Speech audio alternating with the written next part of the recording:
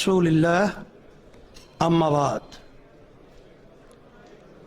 ইসলামী আন্দোলন বাংলাদেশ আয়োজিত আজকের এই ইফতার মাহফিলে উপস্থিত সম্মানিত রাজনীতিবিদ, বিভিন্ন বন্ধু প্রতিম, রাষ্ট্রের কূটনীতিক, মিশন প্রধান ও প্রতিনিধি, পেশাজীবী, ব্যবসায়ী, শিক্ষাবিদ ও সমাজের বিভিন্ন স্তরের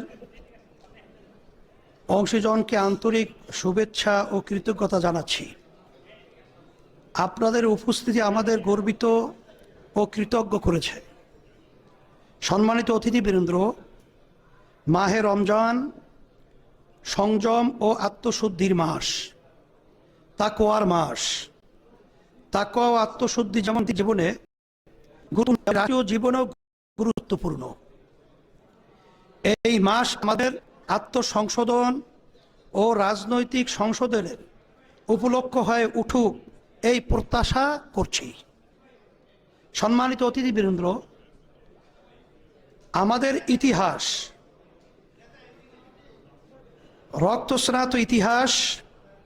তাই শুরুতেই 1957-এর পলাশী থেকে শুরু করে 47-এর দেশ বিভাগ, 52-এর ভাষা আন্দোলন, 71-এর স্বাধীনতা সংগ্রাম ও 24-এর বৈষম্য বিরোধী আন্দোলন সহ ইতিহাসের নানা কাল পর্বে দেশ, জাতীয় মানবতার জন্য রক্ত জীবন উৎসর্গকারী সকলের প্রতি গভীর শ্রদ্ধা জানাচ্ছি।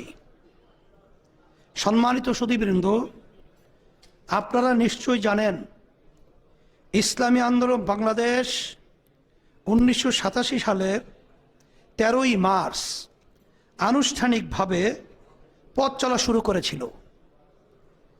দেশের সকল ধারার শীর্ষ ওলামায়ে কেরাম, বুদ্ধিজীবী, শিক্ষাবিদ, রাজনীতিক ও গণমানুষের সম্মিলিত উদ্যোগে এ সংগঠন ইসলামী শাসনতন্ত্র আন্দোলন নামে আত্মপ্রকাশ করেছিল।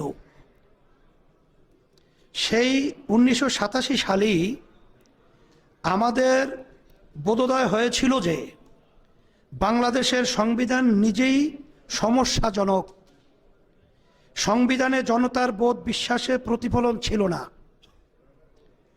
সংবিধানে পদ্ধতিগতভাবে নির্বাচিত স্বৈরতন্ত্র প্রতিষ্ঠার পথ খোলা ছিল, যা আজকের বাংলাদেশের সকলে অনুধাবন করছেন। তাই আমরা